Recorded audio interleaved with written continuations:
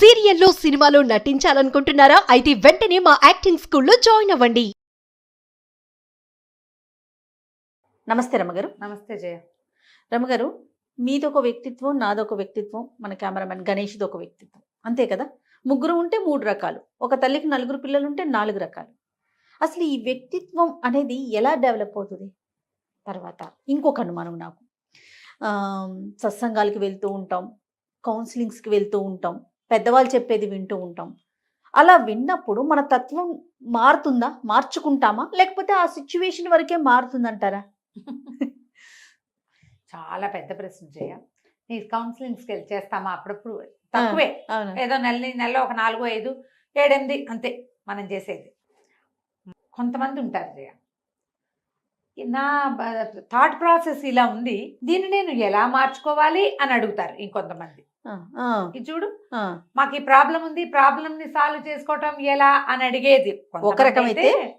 చాలా కొద్ది మంది నేను ఇలా ఆలోచిస్తున్నాను, ఇది కరెక్ట్, నేను అసలు కరెక్టేనా, ఈ థాట్ ప్రాసెస్ ఇలా ఉండొచ్చా, అసలు ఎలా మార్చుకోవాలి, ఇంకొక స్టెప్ ఫార్వర్డ్. వాళ్ళు తత్వం మార్చుకునేందుకు సిద్ధపడుతున్నారు. భూమి మీద 99% ఆడగాని, మొగ్గాని, పిల్లి కానీ, మేక కానీ, ఎలక కానీ, పంది కానీ తత్వం మార్చుకోవడానికి ఇష్టపడరు. నేను ఇలాగే ఉంటా, నాతోటి నువ్వు హ్యాండిల్ చేయి, సావు లేకపోతే నా పద్ధతి ఇంతే ఇంతే. ఖరాఖండిగా పోనీ నోటుతో చెప్పకపోయినా, నోటుతో చెప్పరు కొంతమంది ఉంటారు. కొంతమంది ఏమో మనలాంటి వాళ్ళు నేను ఇంతే, నాకు ఇలాగే వచ్చంటాం, మన స్ట్రైట్ ఫార్వర్డ్ తోటి. కొంతమంది ఉంటారు అట్లాంటివి ఏం చెప్పరు, కానీ వాళ్ళు అలాగే ఉంటారు, క్లెయిమ్ చేయరు, దిస్ ఈజ్ వా మీ అని చచ్చిన ఢంకా బజాయించి చెప్పరు. కానీ వాళ్ళు అదే. స్వభావాలు మారవు. స్వభావం మార్పు ఎప్పుడు కుదురుతుంది? మనం చూడు, ఇంతమంది ఉన్నామా దేశ జనాభా, మనలో తపస్సు చేసేవాళ్ళు వాళ్ళు ఎంత తక్కువ మంది ఉన్నారు జయ? అవునండి, చాలా తక్కువ. ఒకప్పుడు ఋషులు మునులు ఒక్కడుండేవాడు, ఊరికి ఒక ఋషి వస్తే ఊరంతా వాడు ఆయన ముందు సాగిలు పడేది. ఏమి ఊరంతా ఋషులు ఎందుకు అవ్వలేదు? ఎవరో ఒకళ్ళు అవుతారు, ఊరంతా వెళ్ళొచ్చు కదా. భలే ప్రశ్న. కృతయుగంలో, ఇప్పుడు కాదు, పోనీ దిక్కుమాలి మన కలియుగంలో ఉన్నాం, మన కర్మానికి అదే కదా. మన ముందు ద్వాపర యుగం ఉంది, అప్పుడు ముళ్ళు ఋషులు యజ్ఞం చేసేవాళ్ళు, తపసమాధిలో ఉండేవాళ్ళు బోళ్ళు మంది ఉండేవాళ్ళు. అంతకుముందు త్రేతాయుగంలోనూ బోళ్ళు మంది ఉన్నారు. వశిష్ఠుడు, విశ్వామిత్రుడు, గిట్రా పెద్ద మనుషులు చాలా మంది ఉన్నారు. ఋష్యశృంగుడు, జాబాలి వీళ్ళంతా ఉన్నారు. అంతకుముందు కృతయుగంలో అబ్బో ఎంతమంది. కానీ సామాన్య ప్రజానీకం ఎక్కువ ఉందా, ఋషిగణం ఎక్కువగా ఉందో చెప్పు? సామాన్య ప్రజానీకమే కదా రమ్మగారు. ఋషిగణం చాలా తక్కువ. అంటే వీళ్ళు స్వభావాన్ని మార్చుకోవడానికి సిద్ధపడిన గణం అనమాట. అంతే అంతే.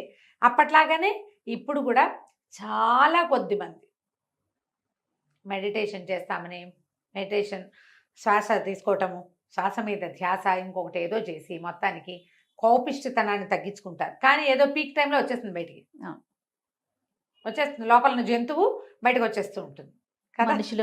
మనుషులం కదా. ఈ కంట్రోల్ సాధించడానికి అసలు మన వల్ల అవుతుందా? కాదు. ముందు మన ప్రవర్తన లోపాలు, మనది తప్పు, మనం సరిగ్గా లేము అనేది గుర్తించరు జనము. ఎవరి స్వభావానికి వాళ్ళు కట్టుబడి ఉంటారు, అంతే కదా. లోకమే ఇలా ఉంటుంది. ఇప్పుడు మనం ఏం చేయాలి? పక్క వాళ్ళని మార్చడానికి ట్రై చేయకూడదు, వాళ్ళ ప్రకారం మన జీవితాన్ని నడిపించుకుంటూ పోవాలి. నీ ప్రకారం నీ దారి నువ్వు నడు, నా ప్రకారం నేను నడుస్తా, మన ఇద్దరం కలిసి పక్క పక్కన నడుచుకుంటూ పోదాం. ఇప్పుడు చూడు, భార్య సమస్యలు తగ్గుతాయి అంటారా? చాలా సమస్యలు తగ్గుతాయి జయ. ఇప్పుడు మనం ఎంతసేపు మనం కరెక్ట్, పక్కవాడు తప్పు, మనలాగా పక్కవాడిని మార్చడానికి ట్రై చేయటమే కదా మన సమస్యలకు మూల కారణం. ఎవరి దారిని వారు వెళ్ళమంటారు. ఇప్పుడు భార్య భర్త చూడు, ఎవరి దారిని వాళ్ళు కొత్త పద్ధతులు తెచ్చేస్తున్నారు రమ్మగారు. నీకు అలా అర్థం అవుతోంది, నేను అలా చెప్పట్లా.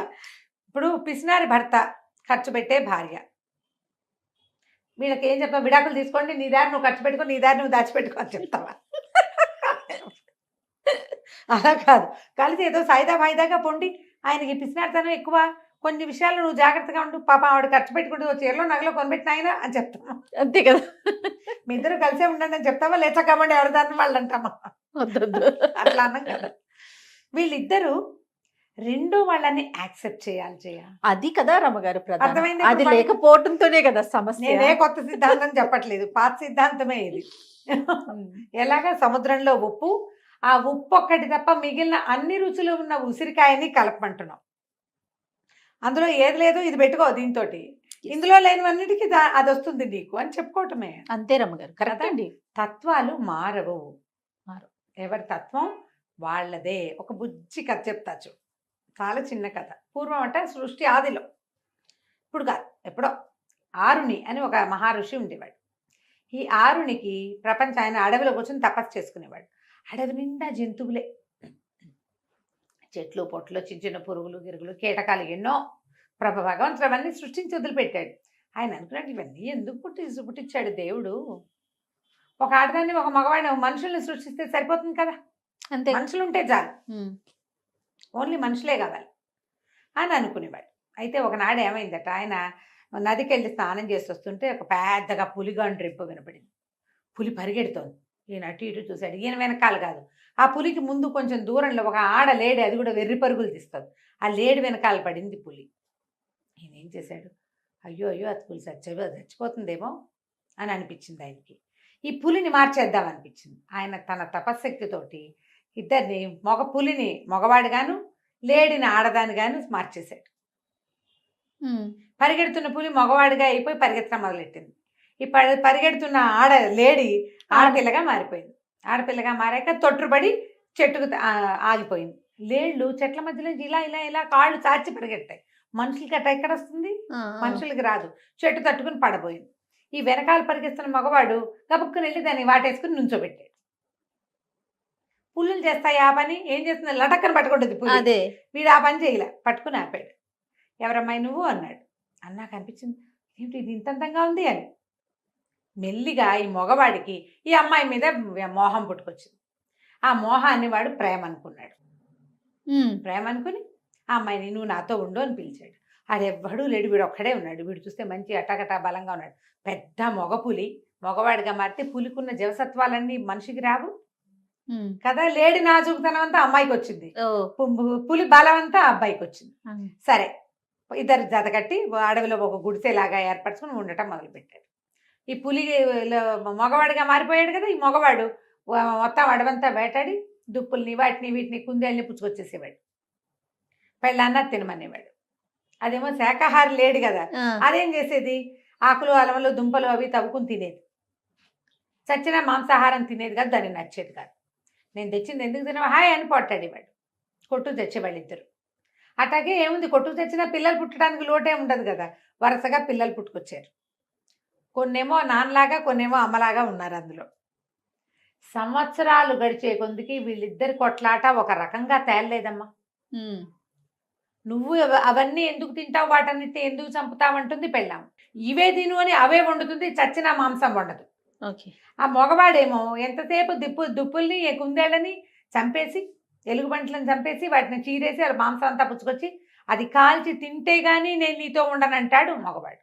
బాగుంది. కొట్టుకు చచ్చి చచ్చి చచ్చి చచ్చి చివరికి పిల్లలు కూడా ఇంతంతమంది అయిపోయాక ఓ రోజు మళ్ళీ ఆరుని దగ్గరకు వచ్చారు. ఇది మాట విందండి, గడ్డిగా అతను తింటుంది, నాకు కూడా అవే పెడతానంటుంది అంటాడు వాడు. ఎంతసేపు రక్త మాంసాలతో తిండండి, అన్నిటిని చంపేస్తున్నాడు దుర్మార్గుడు, వీడితో ఎవడ బతుకుతాడండి అంతే ఆవిడ. ఈ గోల పళ్ళైపోయాడు వెధ పంచాయతీ ఎందుకని ఆయన ఏం చేశాడు, వాడిని పులిగాను దీన్ని లేడుగాను మర్చిపారేశాడు. ఇద్దరు చెరోజారిన పోయారు. వాళ్ళ పిల్లలు మాత్రం అడవిలో ఉండిపోయారు. స్వభావం మారిందా, స్వరూపాలు మార్చేశాడు భగవంతుడి రూపంలో. ఈయనే భగవంతుడైపోయి అయినా కూడా పులి వేట క్రూరత్వము, నా మాట నెగ్గాల్సిందే, నేనేది చూస్తే అది నా నోట్లో పడాల్సిందే అన్న లక్షణము వాడికి పోవాల. ఇది ఒక మూల దాక్కుందాము, మూల కూర్చుందాము, నా దారిని నేను ఉందాము అనే ధోరణి దీనికి పోలేదు. మనుషులుగా మారినా కూడా జంతు లక్షణ స్వభావాలు మాత్రం వాళ్ళవి మారలేదు. పిల్లలు పుట్టినా మారలే. ఇప్పుడు ఈ రెండు ఏం చెయ్యొచ్చు, ఆవిడకి ఇష్టం లేదు నేను ఒక్కడనే తింటా అని వాడు అనుకోవచ్చు. వాడికి నచ్చింది వాడికి తింటాలే, నాకు నచ్చింది నన్ను తిన్నిస్తున్నాడు కదా అని అనుకోవాలి. వీళ్ళిద్దరు చూడు రెండో వాళ్ళని యాక్సెప్ట్ చేయాలి కదా. అంతే. మీకు స్వభావాలు మీకు ఇబ్బందులు లేకుండా ఉండాలంటే ఏం మార్చుకోవాలి, ఇక్కడ మనం స్వభావం మార్చుకోవాలి మొదటిది, యాక్సెప్టెన్సీ కావాలి రెండోది. ఈ రోజున మనం కొట్టుకు చావడానికి, మన ఇళ్ళందరి ఇళ్లలోనూ డివోర్సులు రావడానికి, ప్రతి సమాజంలోనూ ధనిక సమాజం లేదు, పేద సమాజం లేదు, రెండే కదా సమాజాలు మనకి. అవును. ఒక డబ్బున్న వాళ్ళు, ఒక డబ్బు లేని వాళ్ళు. ఈ రెండు చోట్ల కూడా అవతల వాళ్ళని వాళ్ళు ఎలా ఉన్నారో అలా యాక్సెప్ట్ చేయకపోవటం వల్లే మనకి సమస్యలు. ఒప్పుకోవాలా ఒప్పుకోవద్దా జయదీన్? 100% ఒప్పుకోవాలి రమ్య గారు. ఎలాంటి సమస్యలకైనా సరే, ఏ ప్రాబ్లంకైనా మొట్టమొదటిది వాళ్ళని వాళ్ళుగా యాక్సెప్ట్ చేయకపోవటమే అతిపెద్ద సమస్య. అంతేనా? అవునండి. ఆలోచించండి, ఎంత చిన్న కథ ఇది. మనతో ఉండే వాళ్ళని మనలాగా మారిపోవాలని కోరుకుంటాం కదా అలా రమ్య ఎలా గారు. కుదురుతుంది? ఎలా కుదురుతుంది? వాళ్ళు వాళ్ళ మనలాగా స్వభావం ఆలోచించరు. కదా అది. ఆఖరికి మన కడుపును పుట్టిన బిడ్డలకు కూడా అదే ఎక్స్పెక్ట్ చేస్తాం కదా రమ్య గారు. వాడు మనలాగానే అంతే, ఉండాలనుకుంటాం. మనలాగానే మాట్లాడాలి, మనలాగానే తినాలి, మనలాగానే బిహేవ్ చేయాలి. అక్కడ ఒక వ్యక్తి, ఒక పర్సన్ అది గుర్తించాం. గుర్తించాం. కొన్ని కామన్ గా సమాజంలో అందరికీ ఉంటాయి జయ. అది ఫాలో అవ్వాలి. అవి కాకుండా వాడి సొంత టేస్ట్లు, వాడి సొంత అభిప్రాయాలు, సొంత ఆలోచన, ఏ జీవికి ఆ జీవి వేరే కదా. అవును. మనం ఒప్పుకోకపోవటమే సమాజంలో సమస్యలకి. గొడవలకి కారణము, సమస్యలకి మూల కారణం అది. చాలా బాగుంది. మీతో ఉన్న వాళ్ళు పులా లేడా తెలుసుకోండి. పులైతే పులిని పులిగాను, లేడైతే లేడిని లేడుగాని యాక్సెప్ట్ చేసేయండి. గొడవలు ఉండవు. మీరు ఇది కాదన్నా మీరు ఇంకో జంతువు పాల్పడతారు. ఈ జంతువును వదిలేస్తే ఇంకొక జంతువు. ఇంకో జంతువు అదే రకమో, అంతే కదా. అదే రకమో తెలియదు కదా. Yes. అందుకని కొత్త జంతువుల వేటతో కాకుండా భగవంతుడు మనకి ఏ జంతువుతోటి జత కూర్చాడో వాళ్ళతోటి ఉండడానికి ట్రై చేయండి. అద్భుతం.